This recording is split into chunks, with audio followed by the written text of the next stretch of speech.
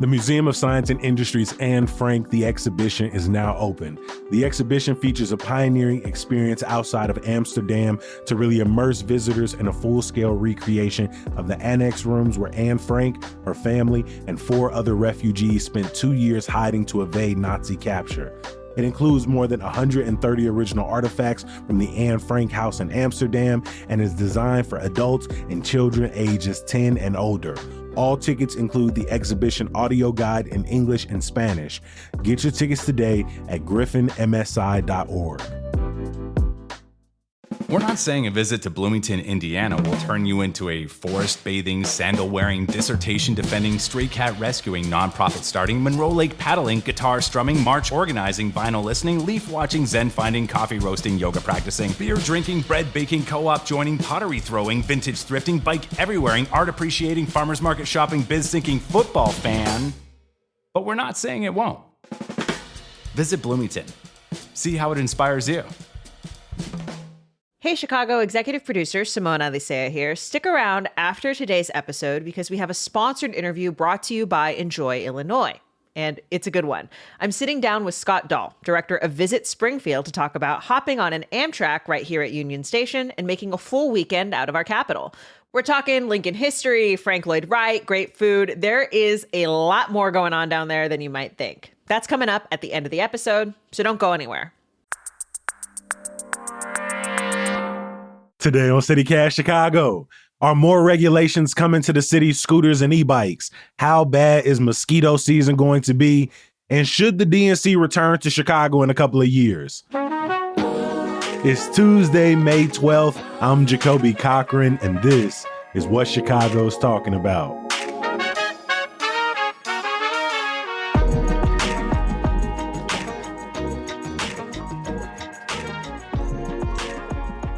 We've got our executive producer, Simone Alicea, in the building with us. Simone, how you feeling? How was your weekend?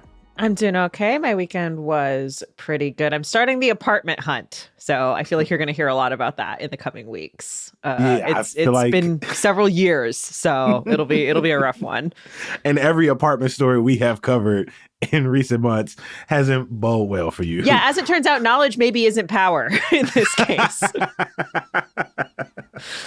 I spent my weekend on the far southwest side going to a friend's wedding at one of the most beautiful churches I had ever been in, St. Nicholas, I believe. Gorgeous inside. And then on Sunday, spent the better part of the day with my mom and had a damn old good time. So it was a solid weekend. Simone, you know how much I love riding, whether it's one of the rented scooters in the city or an e-bike. Like, since they've proliferated around the streets of Chicago, I've probably, when it's weather appropriate, ridden one at least once, maybe even twice a week. But as recent tragic accidents involving young people are back in the spotlight, questions about regulation and safety, should we have access to so many with so little oversight? And right now, state lawmakers and even the city's marketing department are taking that up. Yeah. So the Illinois Senate passed a bill unanimously that would really kind of set up some regulations for what they're calling micro mobility. So that refers to the scooters, that also refers to e-bikes and sort of the e-moto bike, these, that are I think maybe sort of the newest thing that has proliferated. I'm seeing more and more of them in the city. For sure. And there's a few things in that bill that would require. So, for example, for vehicles that can travel faster than 28 miles an hour, which those e-motos definitely kind of fall into, you would have to have a driver's license, and those vehicles would need to be registered. You'd have to have insurance. So it would kind of act like driving any other motor vehicle, like a car. For some, lower powered, so that's like the e-assisted biking or other e-bikes. Yeah. I think the scooters, because Illinois rules, none of those can go over 28 miles per hour. So that first that first part of this bill wouldn't really impact people who ride divvy bikes, No. Lime scooters, anything No. like that, because those can't go Those can't exceed go those speeds. exactly. But they do kind of fall in this middle area where they're definitely going faster than pedestrians, right? They are 100%. motorized and they're going faster than your sort of regular pedal bike, right? You can get pretty speedy on some of those. And there are already, regulations about those they can't be on sidewalks. Some companies make it harder than others. Yes. Some can sort of sense the sidewalk, again, better than others, and will throttle speeds, completely shut you down, whereas others will just say, get off the sidewalk or nothing at all. Exactly. And so this legislation would sort of set a blanket rule across the state. It obviously cycles capable of exceeding 28 miles an hour cannot be in sidewalks or bike lanes, bike paths and trails. Those have to be basically on our roads. Those lower speed e-bikes and scooters, they actually cannot be on roads that have speed limits that exceed 35 miles an hour unless those roads have bike lanes. The legislation would also set an age limit of 15 for riders of e-bikes that can travel up to 20 miles an hour, 16 for e-bikes that can travel up to 28 miles an hour. So it's interesting. I think it's most of this looks at regulating and setting rules around who can ride these different micromobility options and where they can be ridden, whether that's bike lanes only or they have to be on the road, and then certainly not on the sidewalks, right? They cannot be ridden on the sidewalks.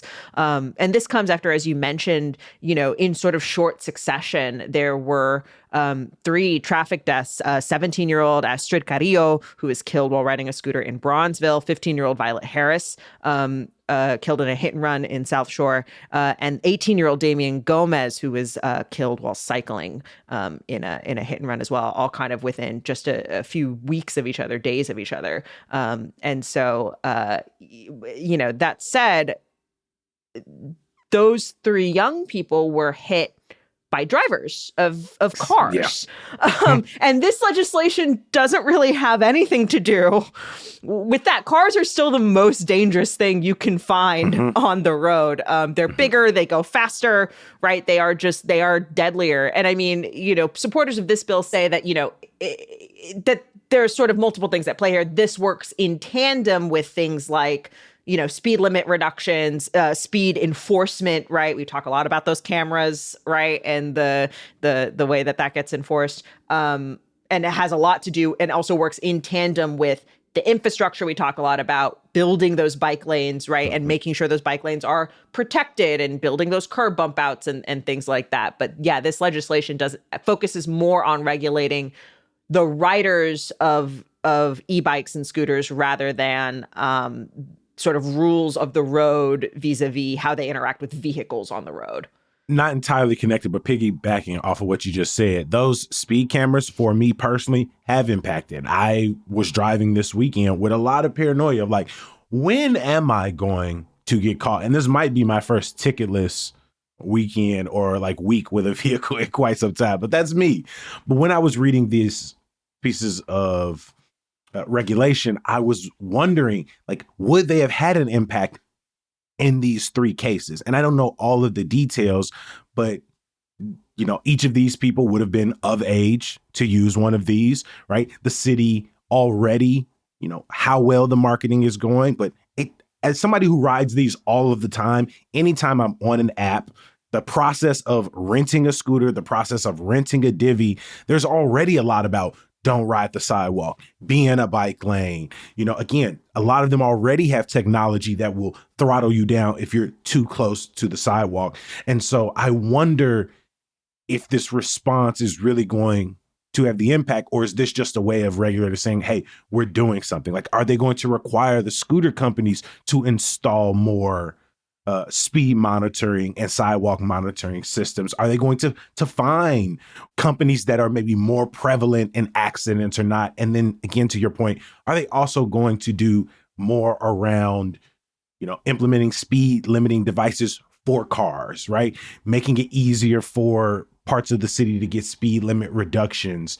And so I'm interested if this is going to just be a sort of band-aid over the moment, or if it can have some real tangible changes. Will it speed up bike lane construction in the city, things like that? I do think it is sort of part of a complex web of regulations, right? And it's interesting because Lime has come out in support of this legislation, right? So they also support, I think, they like knowing what the rules are. You know what I mean? Yeah. I don't think they want to your point, I don't think they want to be held liable when stuff like this happens, or even have a whisper of something like that. So I think they're kind of in favor of regulations. And when it comes to those stuff like the e-motos, like, those are essentially little motorcycles. Like, they go really fast. The little dirt bike culture has picked up. We were driving to my mom's house, and at one point we turned the corner, and there's this, he had to be like 13 or 14. And he was sitting on like a mini dirt bike, but like all of the friends, including a bunch of kids who seemed older, were like around it, man.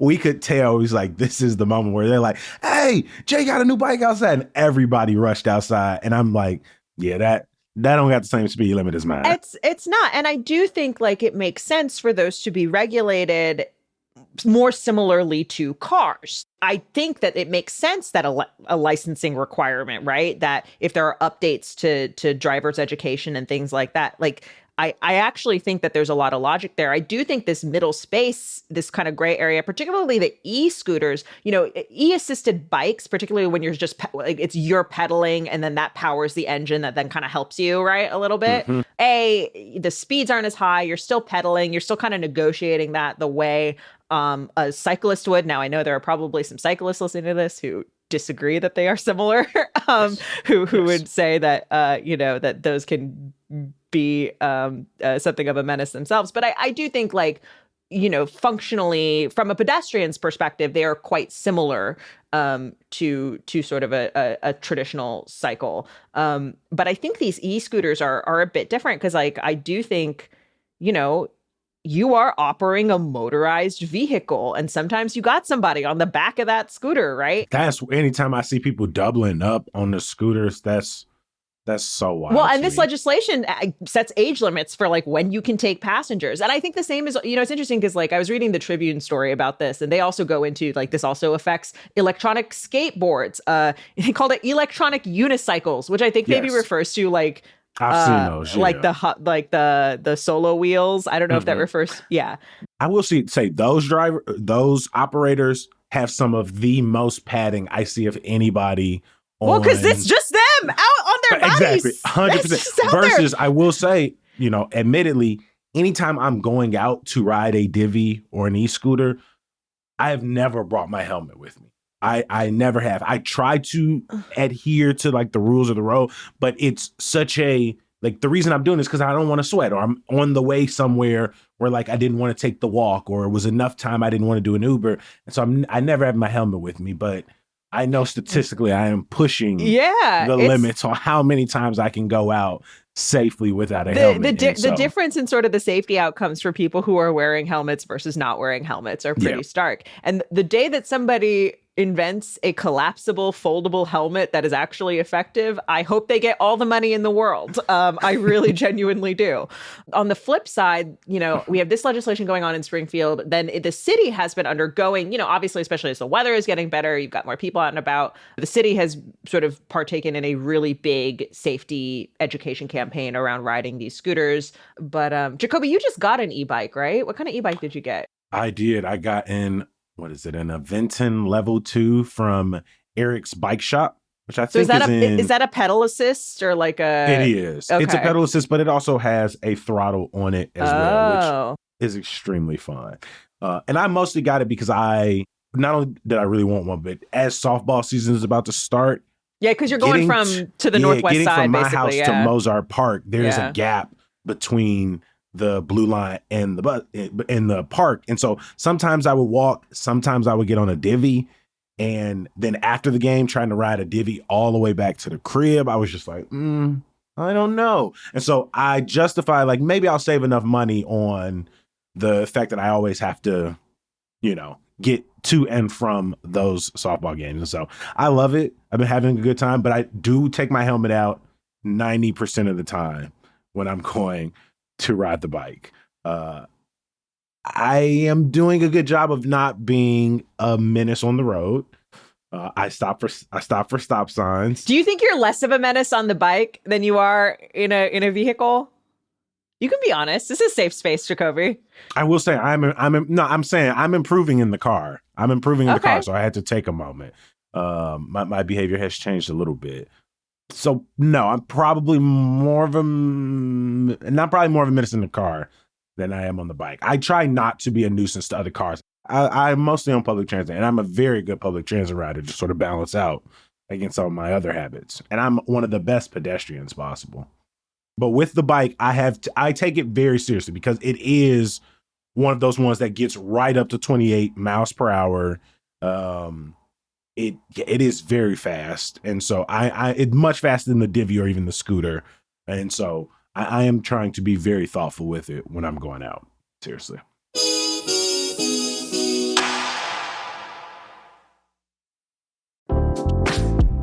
This weekend, the world-famous Randolph Street Market Festival returns to Chicago's West Loop. This is a shopping and entertainment experience like no other.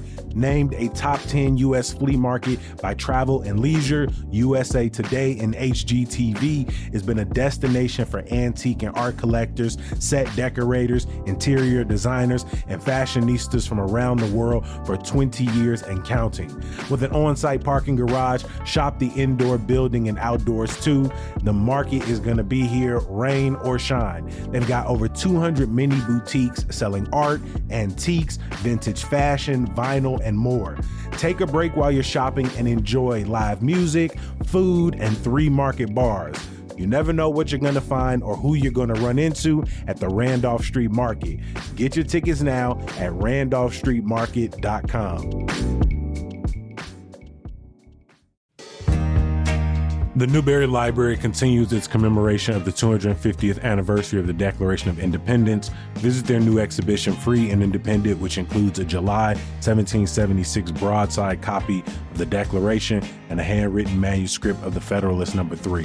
Then visit the reading rooms to view Thomas Jefferson's annotated copy of the Federalist and George Washington's diary. On June 6, scholars Danielle Allen and Scott Stevenson will appear at the Newberry to discuss Allen's book, Our Declaration, a reading of the Declaration of Independence and Defense of Equality. I imagine they'll be talking about some of the nuance, hypocrisy, and the failed promises of this document 250 years later. As always, exhibitions and programs at the Newberry are free and open to all. Learn more at www.newberry.org. I remember at the end of the fall last year, we anecdotally was talking about seeing more ladybugs, more bees outside, but also more mosquitoes. More mosquitoes was out there, and it seems like they putting this down on paper. That wasn't just something we were observing. It sounds like Chicago, its reputation for the mosquitoes is picking up a little bit. Yeah, Orkin has ranked Chicago number 2 in the country for the proliferation of mosquitoes, behind only Los Angeles. And I gotta say, because Orkin is also the one who does the rattiest city, and I just feel like they coming for you. They got a problem with us for some reason. They really do. And so this is based on, this is based on the number of new residential mosquito treatments performed by pest control employees between March 2025 and March 2026. Every time they tell me what their justification is, I immediately lose confidence in the ranking. I'm just like, it just sounds like Chicagoans are about their due diligence. It's always like we're the rattiest because we called 311 the most. It's like, it just sounds like if we don't like something, we don't suffer in silence in Chicago. And I don't know if that is enough to put out these type of rankings, which people really run with. Again, I have noticed more mosquitoes. I've had to wear more bug spray. And I remember an article a couple of years ago that said just because Chicago's winters aren't as frigid, mosquitoes aren't getting their ass beat in the same way during that season. And so they've adapted to our slightly warmer winters and our, especially this season, muggier springs, and then as such, a little more humid summers. And so Yeah, it's funny because I felt like when I moved to Chicago that I got bit less than I did when I lived on the West Coast. And I felt like the mosquitoes were much chiller. But I certainly, particularly like I feel like the season is much deeper into the summer. Like this is maybe the start of the mosquito season, right? And then like once you hit like July and August, you're like, oh my God, get these bugs out of my face. Like you're just done with it. In 2023, Block Club wrote that historically, Chicago hasn't really been much of a mosquito hub. And as you said, it's because you would get these harsh freezes in the winter. It would kill all the bugs, all the larvae. And so not as many, not as many would come back. They got to reset. We've had milder winters.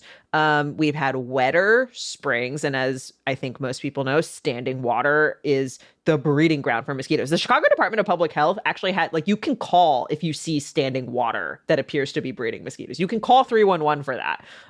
Like they really track it. And when we have these floods, so like when we say standing water, it's like, it's not ponds and stuff where like the frogs or the fish are going to eat the bugs. It's like a puddle in the street that flooded. It's a pothole in right? an alleyway. It's a pothole in an alleyway. Gutters. It's a garbage can that collected some water. You know what I'm saying? Like the lids really be folding in. That kind of standing water is the kind of stuff that mosquitoes just love. And so if you are a property owner or if you see something in your alley that's like that, go on and tip that over. Just get that water out. Don't let that water stand around. But again, you can also call 311 and they will come by and do a little pest control. It's tough to do like with the mosquitoes, you can't do, they will spray like at Chicago parks, they will do some insecticide, but it's hard to do too much because of course you don't want to affect stuff farther up the food chain that might be eating the mosquitoes, right? And so it's a bit tough. And last year, of course, we had some issues with West Nile virus in Chicago and suburban Cook County. 3 cases of West Nile virus in Chicago in August last year, 33 in suburban Cook County, including 1 death. It can be deadly, and it can definitely be very severe. So that's another reason to watch out for them. Because you were talking about Orkin having it out for us, I was like, I wonder where Chicago ranks on like. Aren't we a bed buggiest too? I think we were our bed buggiest. Yeah. We were up there. I was like, I wonder where Chicago ranks for like poopiest city. Does Orkin do that? Is that an Orkin thing? I don't know. I feel like anything related to how dirty your city is. They do pest control. So it's specifically about pests, bugs, animals, right? One thing I want to bring back to is going back to our tracking the last cold day of the season as we think about the wet weather we've been having. So I looked up in the National Weather Service and it looks like, so we had a listener who said May 4 was going to be the last cold day. And I'm afraid that the last cold day based on average temperature appears to be May 7. The average temperature was 48 degrees. There was a low of 37 and a high of 60, which is, of course, the thing that gets you. Ironically, May 4 was one of the warmest days. It was like it had a high of 80 degrees. And I think the average temperature was like 65 degrees. So, yeah, that was not a great guess on that one. But I think the next date we're looking for, Jacoby, is yours, which is May 17. Today could average below 50. It looks like the high today is only 54. It could. We'll see. But that's the thing we're getting a lot right now is we're getting these. And I do feel like it'll be warm for like an hour. You like walk outside at like 2 p.m. and it's warm and then the wind comes back in and it's cold again. Like and you're done. If you still got guesses for us, please hit us up 773-780-0246. The latest guest on record right now, Lee John Greco with June 1. So okay, we're gonna see. We're gonna see.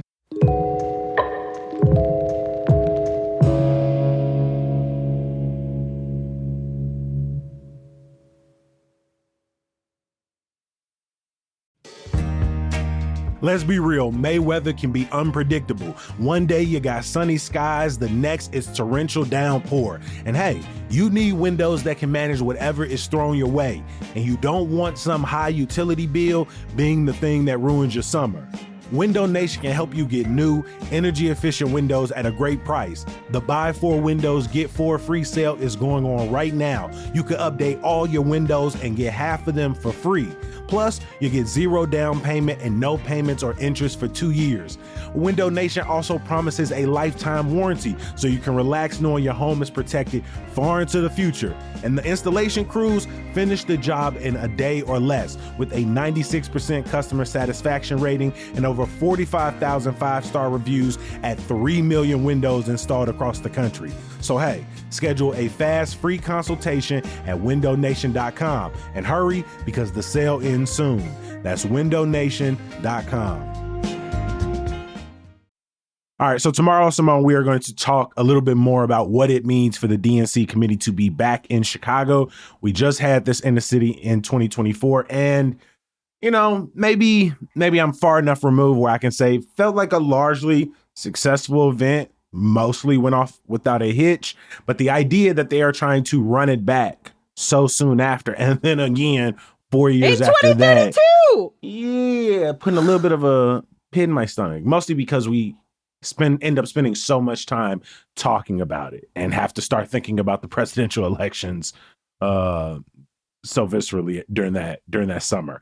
However, we'll talk more about the details tomorrow, but it got me thinking earlier, you know, since this is one of those things, I'm like, let the other cities have it. Like whoever else is in the final 5, let one of them have it. They seem very excited about bringing the DNC to their cities. But what's something that takes place primarily in another city that you would want to steal and bring to Chicago? Like off the top of my mind, I've been in New York City or even a place like Mexico City where they every Sunday or one day during the week, they shut down like a major thoroughfare and everybody can just like walk it, can ride bikes on it. And I know we have Bike to Drive and we have like many versions of this, but the idea of a weekly occurrence for some months, you know, I think of like Sundays, what is it? Sundays on State Street? Sundays on State. I also think of there was the one in Milwaukee that I think they are bringing back this season. Mm-hmm. I've seen it on Lincoln Avenue in Lincoln Square, which was actually more around construction. Like there was construction going on. So they were like, let's just shut down the whole thing. I think Clark Street has done this a couple times as well. But yeah, I totally agree. I would love to see something that is like super regular across neighborhoods every summer, like something we could rely on. Because I agree. I think that would be really fun. So the other finalists for the DNC are Atlanta, Boston, Philly, and Denver. And so I was thinking about like something specifically from those cities that I would maybe like to port over to Chicago. Mm-hmm. And I don't know if this is something that like Atlanta does per se, but like if we wanted to just like take their film industry, like I wouldn't be mad about it. Like take is hilarious. Not model after, not siphon, just take. Give us the whole thing. It's the whole TP Studios. If they wanted to move all that production over here, I think that could be pretty cool. We got enough museums, and I know this is a super corporate museum, so if I get hate for this, I will take it. But I liked the Coca-Cola Museum when I went. I would take Atlanta's Coca-Cola Museum. Really? Interesting. I don't know why I enjoyed it so much. Maybe it was just, I was there with my whole family. It's like 20 acres, just a lot going on. Like there feels like there's like a Willy Wonka vibe to it where like there's this guarded secret and then you just realize how many different commercials and countries and how many different like labels they've had to print and it's a very random pick, but it's one of those museums that has stuck with me in the years since I went the first time. That's so fascinating. I know. I never would have guessed that either about the Coca-Cola Museum in general or about you. No, I know. It's a random pool, but for some reason, I don't know. Maybe it's that moment when you realize just how omnipresent a thing is, and I'm just like, damn. Well, I guess what would that be? I mean, I guess that would kind of be. I'm like trying to. The problem in Chicago, mm-hmm. quote unquote, is like we have so many historic industries, and like our economy is relatively diverse, and like so many. And so I was like trying to figure out, I was like, okay, well, what would be the equivalent? Like, what kind of company would that be? And I was like, maybe Wrigley, like a Wrigley museum, maybe. I don't want no United Museum. No, although, yeah, I mean, it kind of already exists in the MSI. I do feel like there's a lot of United in the airplane. Sears, I don't know exactly how you do it out. But that could be interesting. Sears Roebuck. Yeah. I could see. And then it's just this whole mail catalog. Yeah. Like, step into all of these different eras of Sears, like furniture and appliances. Yeah. That could be like a really good curator with like a good visual. I could totally see that. That could like be one of those like sleeper things that we tell people to go to. And they're like, really? You go to the Sears Museum? Like, you go to the Sears Museum? I'm like, hey. Do it. They did a thing, man. At one point, at their height, 350,000 people worked for them, and the Sears Tower, at least I'm pretty sure it was built to accommodate them. It's not just that they were the biggest, and it's part of the reason it all exists. They didn't just like buy the naming rights. When we first thought about this, I was like, I'd take New Orleans like second line parade culture that is just always there. That you can pretty much plan to see a parade every weekend. Yeah, I also wanted to piggyback on that one with like, this is a weird thing. I really like the open container laws. I think being able to get a drink and then drink out in public, I think that's great. I know it's like not like, I know how annoying and like the litter and I get it, but also like the camaraderie, man. Just like the ability to be drinking in public, I think is really powerful. It's really funny when you first asked me this question. The first thing I thought of actually, as I was like, oh, I'd love to get rid of the party primary system and do ranked choice voting, or at least a top two primary like they do. So in my home state, they do a top two primary in Washington State. But I'm also, I have my explainer. If and when Chicago ever decides to move toward ranked choice voting, I have my explainer in my back pocket. I know exactly how I'm going to explain it on the podcast. So I'm just waiting. I'm waiting for the ballot measure to come through. Oh, I take Red Rocks. Ooh, yes. I know that we've now moved to just like other things versus just like an event, but now just give us the entire. Just give us the entire just transport it. Well, where would you put it, I guess? Lincoln Yards. Lincoln Yards. We'll turn Lincoln Yards into Damon Silos. Ooh, Damon Silos is not bad. I mean, we talked about like if we wanted to transform Damon Silos into like a concert venue. Mm-hmm. I don't know what I would steal from Boston. The real problem, this is actually no shade. Boston. This is no shade on any of the other cities. I just don't know those cities. What do y'all have going on? Yeah, I just don't know. I live here and I'm from Seattle and I've been a local reporter my entire life. So like, I don't know things. What would you steal from Seattle? Oh, so many things. I know we have water taxis here in Chicago, but so many of them are seasonal. And in Seattle, there are people who commute by boat every day. And I think that is a kind of culture I would steal. Ferry culture, but also I know people who used to kayak to work. I feel like here the boat culture is all like private boat culture. Like it's if you have a friend with a boat, and like in Seattle it is more of a public, boats are public transportation. And so I like that as a concept. I want to give a huge thank you to our executive producer, Simone Alicea. Hey, thanks, Jacoby. Now, that's not the last time you're going to hear from our EP today, but it's really up to you to decide what you hear next. For some of you, you are going to hear a sponsored interview with Simone and Enjoy Illinois about how to make the most of an Amtrak trip to Springfield. And for others, you're going to hear our brand new behind the scenes Neighbors Only segment. This week, the team talks about Chicago bar names. Hey, if you want the ad-free listening, the members only segment, the neighbors only events, then sign up now at membership.citycast.fm. Hey,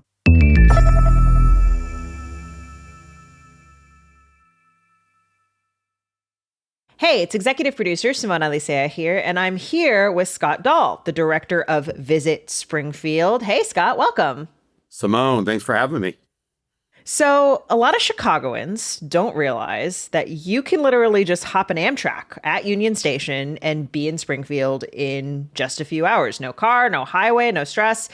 For someone who's never made that trip before, give me the pitch. Why should I do it? Why should I go? Well, it's just a few hours and it's so relaxing. No traffic to worry about. 3 hours, you're in Springfield. You arrive right downtown. It's extremely walkable. All of our world-class state historic sites are within a 6 or 7 block area right downtown. You can go out to the Tomb. You can take an Uber or certainly take a car out there. It's about 10 minutes away. But everything else from the Presidential Library Museum to Lincoln's home to the old state capitol to the Capitol itself, Lincoln Herndon Lofts, everything is right here within a 6 block radius. You've mentioned a couple times Lincoln, obviously lots of Lincoln in Springfield, but I'm guessing it's more than just one museum. Walk us through kind of how you could do like a real Lincoln deep dive in Springfield. But yeah, once you arrive, the best place to start is the Abraham Lincoln Presidential Library Museum. That's where you can take a deep dive if you want. You can spend 2 hours or 2 days. It's an immersive experience. There's new exhibits all the time, but that's really where you learn about the life and legacy of Abraham Lincoln. And what's cool is you can leave there, walk 3 blocks south, and tour the only home that Abraham Lincoln ever owned. And then you could backtrack a couple blocks to the old state capitol and you can visit the space that Abraham Lincoln provided his House Divided speech right there.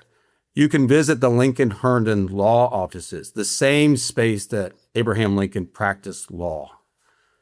I think that there's nowhere certainly else in the country that you could do that. You learn about it and then you actually go to the places and you walk where Lincoln walked. Well, I think people think Springfield. I think obviously they think Capitol, right? I think they think Lincoln. But what else is there for someone who wants to maybe get off the beaten path a bit? Springfield, Illinois is the heart of Illinois Route 66. 2026 is the 100th anniversary of Route 66, and we're celebrating in a big way. You can start north at the Illinois State Fairgrounds, Route 66 Experience. You can see the Legends Neon Sign Park. I call it the Jurassic Park of neon signs because none of those signs exist any longer.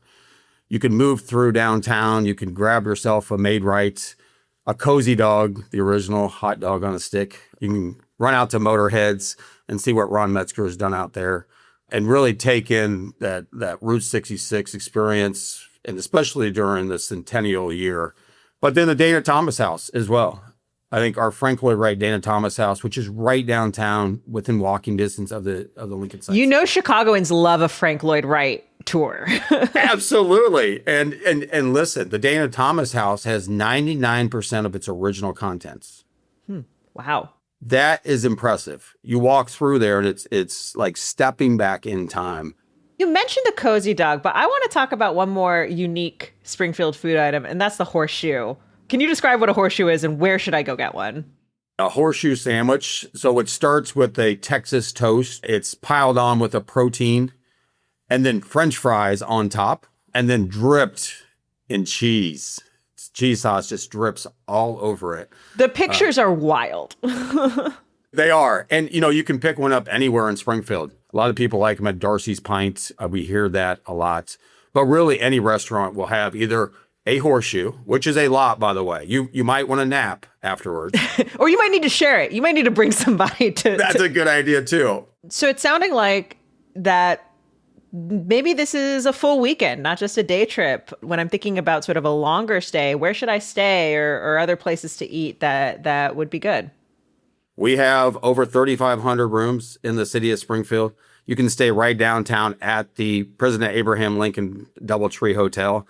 The Inn at 835 is an amazing bed and breakfast that's a can't miss for sure. But there's plenty of opportunity to stay wherever you may want throughout the city. Scott, thank you so much again for taking the time and for all these great recommendations. Absolutely. Thank you, Simone. Again, check out enjoyillinois.com to learn more. We're going to have a link for you in our show notes as well. And thanks so much for listening.